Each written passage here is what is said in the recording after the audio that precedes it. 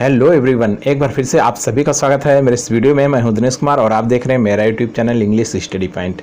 आज मैं आप सभी के लिए एक बार फिर से बहुत इंपॉर्टेंट वीडियो लेकर के आया हूं। इस वीडियो में आज आपको मिलने वाली है जानकारी वर्क्स के बारे में, वो भी चार्ल्स डिकेंस के। चार्ल्स डिकेंस आपके पीजीटी, एलटी और एनटीए नेट जीआरएफ के लिए बहुत इंपॉर्टेंट हैं।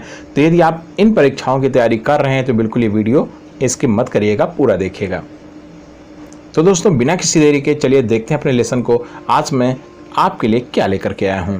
Let's start.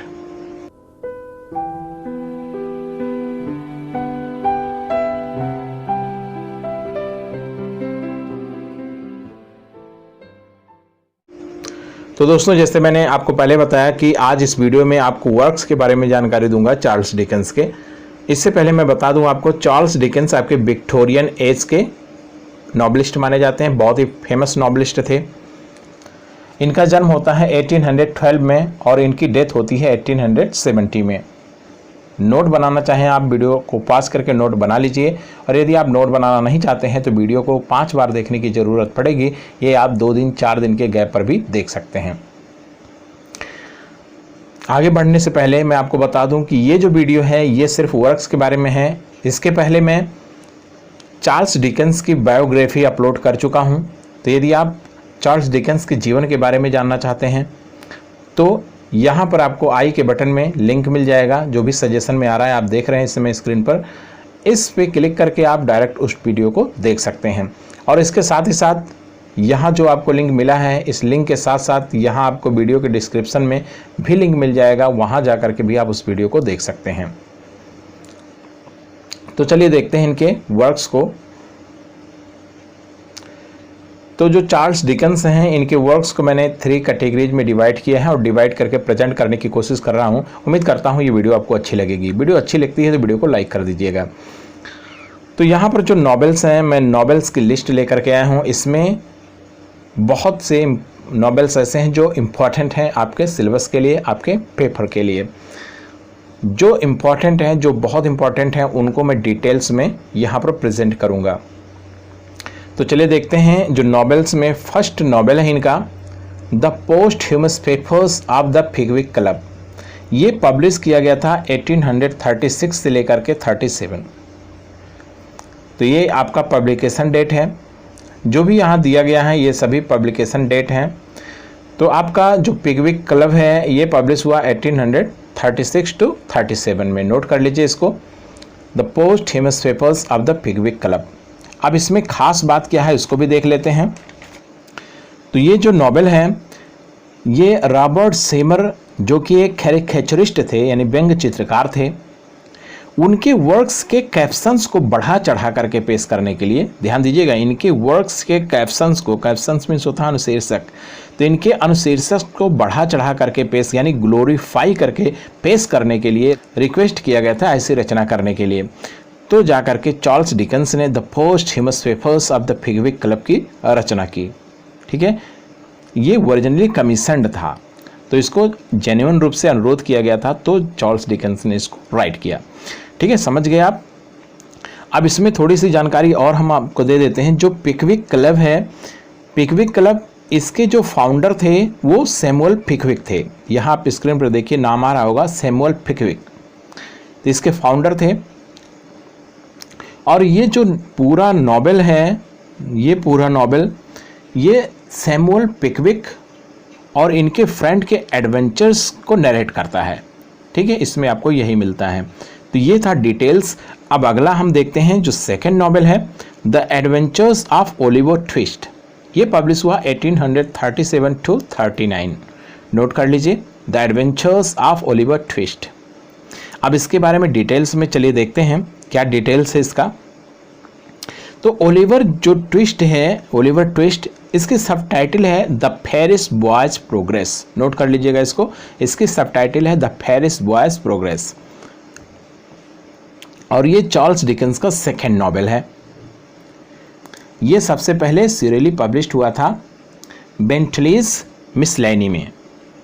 देखिए स्क्रीन पे आ रहा होगा, बेंटलीज मिसलेनी में।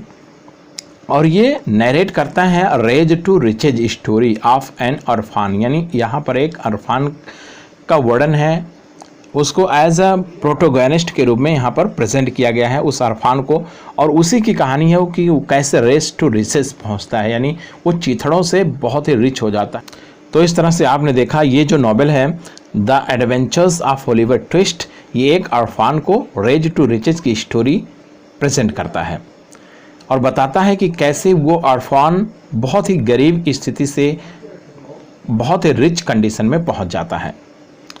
और ये जो नॉवेल है ये throws light on London's squalid street dark and houses. Ale houses means मैखाना और सॉलिड स्ट्रीट मीन्स मलिन गलियां। तो ये लंदन की मलिन गलियों और मैखानों में जो कंडीशंस रहता है, जो गरीबी की कंडीशंस रहती है, उस पर प्रकाश डालता है। ठीक है, तो ये बहुत इंपॉर्टेंट हो गया। इस तरह से आपने देखा कि 2 इंपॉर्टेंट नॉवेल्स आपके सामने प्रेजेंट कर दिए गए, नोट करते चलिएगा। चलिए अगला देखते हैं, नंबर 3 पर जो है the life and adventures of Nicholas Nickleby. ये पब्लिश हुआ 1838 to 39, नोट कर लीजिएगा ये भी, निकोलस निकलेबी। ठीक है, ये उतना इम्पॉर्टेंट नहीं है तो इसके बारे में मैं डिटेल्स में नहीं बता रहा हूँ, क्योंकि बहुत से नॉवेल्स मैं यहाँ पर लाया हूँ और ये सभी नॉवेल्स को मैं डिटेल्स में जा करके पढ़ाऊँगा तो काफ़ी लंबा वीडियो हो जाएगा, इसलिए मैं जो बहुत इंपॉर्टेंट है उन्हीं का डिटेल्स बताऊँगा। ठीक है, अगला देखते हैं, नंबर 4 पर है the old curiosity shop. The old curiosity shop ये पब्लिश हुआ 1840 to 41, नोट कर लीजिए इसको। अब चलिए इसके बारे में हम डिटेल्स में देखते हैं। द ओल्ड क्यूरियोसिटी शॉप, जैसे आप इसके टाइटल से ही समझ में आ रहा है कि एक शॉप है जिसका नाम है द ओल्ड क्यूरियोसिटी शॉप। ठीक है, तो ये ओरिजिनली पब्लिश हुआ था मास्टर्स हेम्फ्रेज क्लॉक में। ठीक है, और ये एज ए सीरियल फॉर्म में पब्लिश हुआ था, नोट कर लीजिएगा, सीरियल फॉर्म में पब्लिश हुआ। किसमें पब्लिश हुआ? मास्टर हेम्फ्रेज क्लॉक में। ठीक है, और ये इसमें जो सेंट्रल कैरेक्टर है द ओल्ड क्यूरियोसिटी शॉप में, जो सेंट्रल कैरेक्टर है वो है 13 year old nail Trent. Nail Trent central character है, वो 13 ईयर ओल्ड था और इसका ग्रैंडफादर है। तो यही नाती और दादा की कहानी है, यानी ग्रैंडसन एंड ग्रैंडफादर की कहानी है। और ये दोनों अपने क्यूरियोसिटी शॉप में रेसिडेंटेड थे, यानी वहीं पर ये निवास करते थे। ठीक है, तो इस तरह से हम देखें यहाँ पर कहानी है एक शॉप की जिसमें 2 व्यक्ति रहते थे, एक ग्रैंडसन था और एक उसका ग्रैंडफादर था। ठीक है, अब नेक्स्ट देखते हैं हम वॉर्नेबी रज। वॉर्नेबी रज A Tale of the Reward of Hetty, ये पब्लिश हुआ था 1841 में, नोट कर लीजिएगा। लेकिन ये इतना इम्पोर्टेंट नहीं है, फिर भी आपको सभी नॉवेल्स पे नज़र रखनी है। यदि आपको किसी एग्ज़ाम में अच्छे नंबर लाने हैं, बीट करना है, बहुत से लोगों को पछाड़ना है, तो आपको बहुत अच्छे से स्टडी करना पड़ेगा। ठीक है, तो सभी नॉवेल्स को आप तैयार करने की कोशिश करिए। चलिए अगला देखते हैं, the life and adventure of Martin Chuzzlewit. एक बार फिर से देखिए, थोड़ा सा प्रोनाउंसिएशन डिफ़िकल्ट है बट देखिए, the life and adventure of Martin Chuzzlewit ये पब्लिश हुआ था 1843 to 44 में। ये भी उतना इम्पोर्टेंट नहीं है तो हम इसको भी छोड़ देते हैं। नेक्स्ट नॉवेल है डॉम्बे एंड सन, ये पब्लिश हुआ था 1846 to 48 में। सभी का नोट बनाते चलिए, आप वीडियो को पॉज करके नोट बना लीजिए। वैसे मैं सजेस्ट करूंगा कि आप वीडियो को 5 बार देखिए। 5 बार जिस दिन आपने देख लिया, ये सारे के सारे आपके माइंड में सेट हो जाएंगे, विद इंटरेस्ट सेट हो जाएंगे। तो चलिए इस नॉवेल के बारे में जानकारी प्राप्त करते हैं, वो भी डिटेल्स में। तो ये जो नॉवेल है डॉम्बे एंड सन, ये ऐसा माना जाता है कि ये डिकेंस का फर्स्ट आर्टिस्टिकली मैच्योर वर्क है। आर्टिस्टिकली मैच्योर यानी परिपक्व वर्क माना जाता है ये चार्ल्स डिकेंस का। और ये क्या करता है, ये एक स्टोरी नरेट करता है और स्टोरी है पॉल डॉम्बे का। ठीक है, ये कौन थे? ये powerful head of a shipping company, यानी इनकी एक शिपिंग कंपनी थी, उसके पावरफुल हेड थे ये।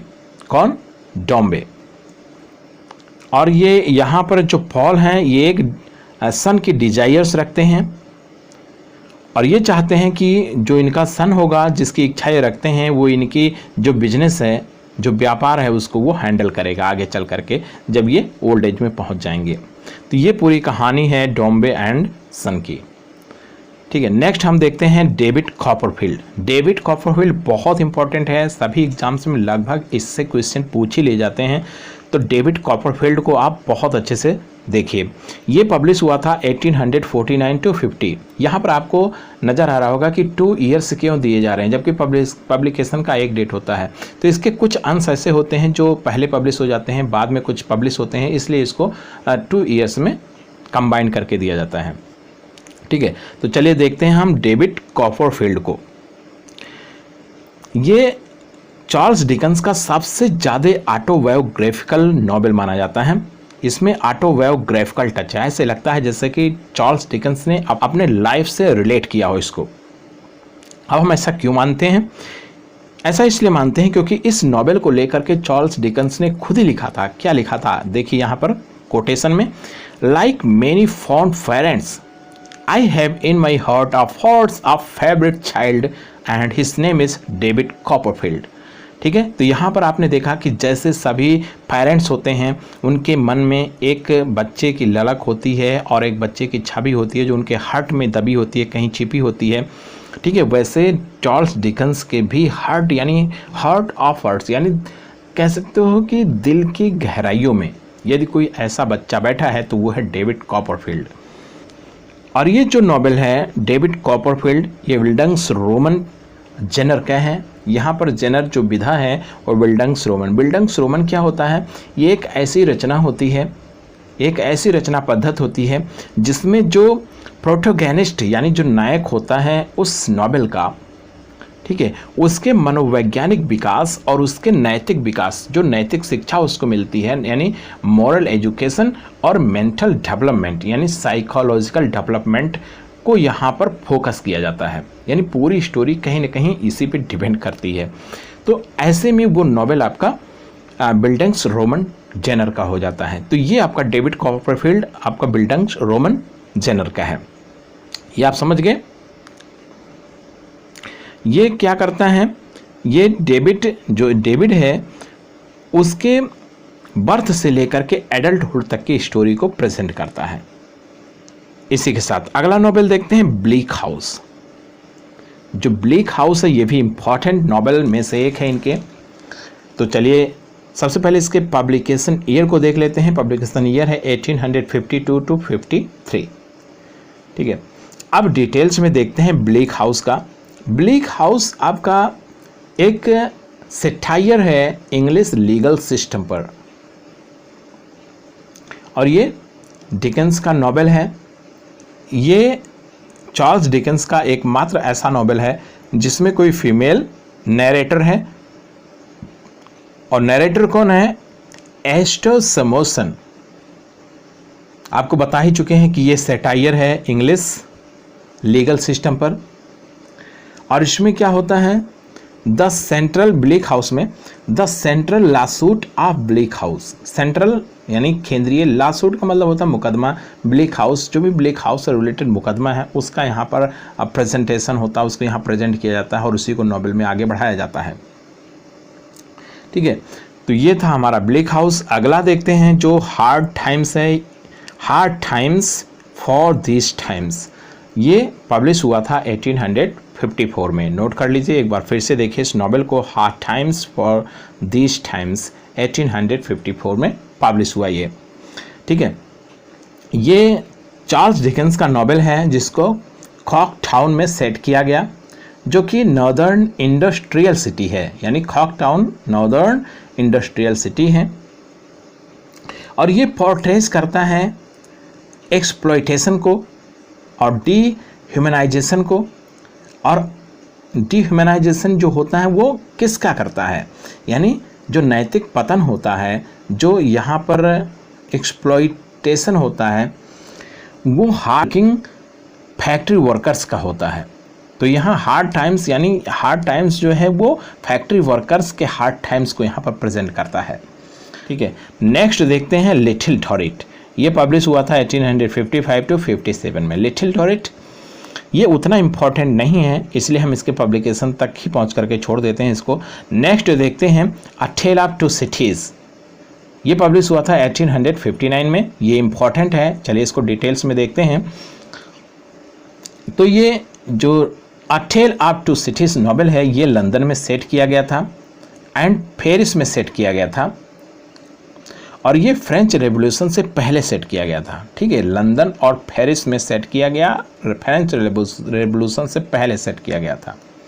ठीक है, और ये क्या करती है, जो नॉवेल है ये डिपिक्ट करती है, यानी बयां करती है प्लाइट को, यानी दुर्दशा को of the French peasants. Peasants माने किसान, जो फ्रेंच रेवोल्यूशन के समय में किसान थे वहाँ पर, उनकी दुर्दशा को ये बयां करती है ये नॉवेल।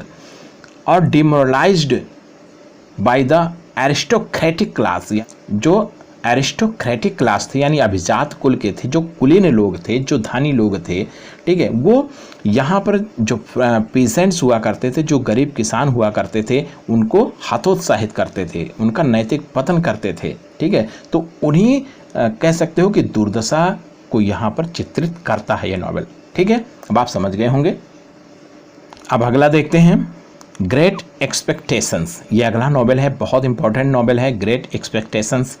और ये भी आपका बिल्डिंग्स रोमन जेनर का है। क्यों? क्योंकि इसमें भी वही किसी ऐसे बच्चे को जिसके जन्म से लेकर के, जिसके चाइल्डहुड से लेकर के उसके एडल्टहुड तक के पूरे उसके विकास का वर्णन किया जाता है कि कैसे कैसे वो मुसीबतों को झेलता हुआ आगे बढ़ता है, सामना करता है और आगे जा कर के सफल होता है। ठीक है, तो ये भी विल्यम्स रोमन टाइप का है। चलिए देखते हैं डिटेल्स में इस नॉवेल को। यहाँ पर एक कैरेक्टर मिल जाएगा, सेंट्रल कैरेक्टर पिप। उसकी स्टोरी को ये पूरा नॉवेल नरेट करता है, जो कि एक अरफान है। आपका देखे थे डेविड कॉपरफील्ड में भी एक अरफान था। ठीक है, यहाँ पर भी एक अरफान का ही स्टोरी है।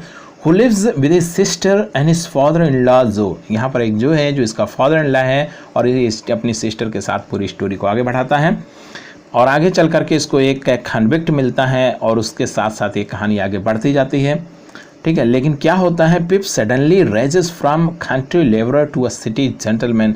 और कहानी मोड़ लेती है, टर्न लेती है, और ये जो पिप आपका है ये गरीबी से उठ करके और सिटी का बहुत ही सभ्य इंसान बन जाता है। तो ये पूरी स्टोरी है, काफ़ी एक डिटेक्टिव स्टोरी है। तो इस तरह से ये नॉवेल्स का जो लिस्ट था चार्ल्स डिकेंस के, वो मैं कंप्लीट कर चुका हूँ।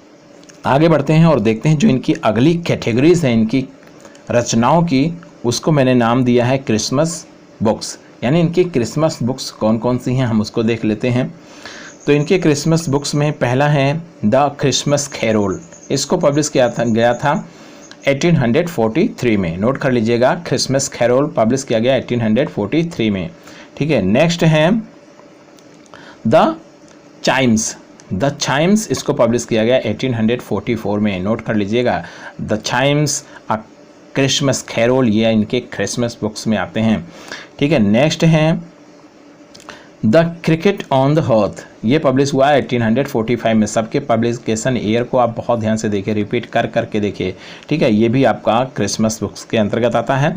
अगला है बैटल ऑफ लाइफ। ये पब्लिश हुआ 1846 में। यहाँ पर देखने वाली बात है कि जो भी नॉवेल्स हैं वो आपके सीरियली आ रहे हैं, यानी हर ईयर में आ रहे हैं। पहले 43 में, फिर 44 में, फिर इसी के साथ यहाँ पर देख रहे हैं आप 45 में, फिर 46 में, और जो लास्ट है इनके क्रिसमस बुक्स की लिस्ट का वो है the haunted man and the ghost वॉगेन।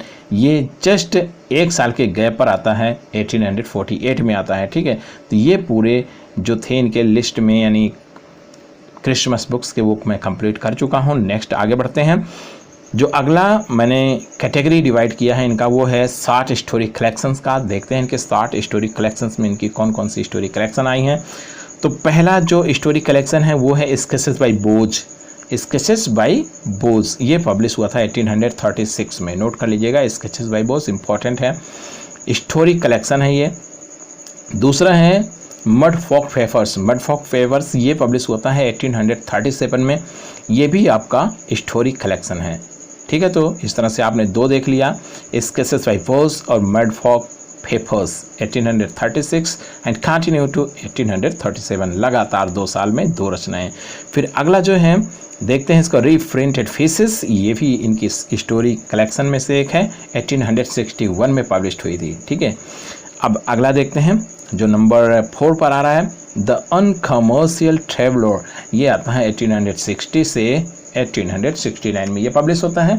ठीक है, ये लास्ट है इनके स्टोरी कलेक्शन का। यहाँ पर मैं 4 लेकर के आया हूँ, तो चारों इम्पॉर्टेंट हैं। इस तरह से मैंने पूरा जो इनकी रचनाएं थी जितना मैं ला सका इस वीडियो में मैंने प्रेजेंट किया। उम्मीद करता हूं आपको वीडियो अच्छी लगी होगी। वीडियो अच्छी लगी हो तो वीडियो को लाइक कर दीजिए, और हाँ, अभी तक आपने मेरे चैनल को सब्सक्राइब नहीं किया है तो कर लीजिए, और बेल आइकन को प्रेस कर ऑल नोटिफिकेशन जरूर सेलेक्ट कर लीजिए, क्योंकि मैं ऐसी वीडियोज आपके लिए लाता रहता हूँ, और जब भी वीडियो अपलोड करूँ उसका नोटिफिकेशन आपको तुरंत मिले, इसलिए आप बेल आइकन जरूर प्रेस करिए। तो दोस्तों, चलते चलते आप इस वीडियो को अपने दोस्तों तक पहुंचाना चाहते हैं तो वीडियो को शेयर कर दीजिए, और हाँ, मेरे लिए कुछ बनता हो तो कमेंट भी करिए, और हाँ, कोई फीडबैक हो वो भी दे दीजिए। तो दोस्तों, इस वीडियो में इतना ही। मिलते हैं नेक्स्ट वीडियो में नई जोश नई ऊर्जा के साथ। तब तक के लिए बाय बाय।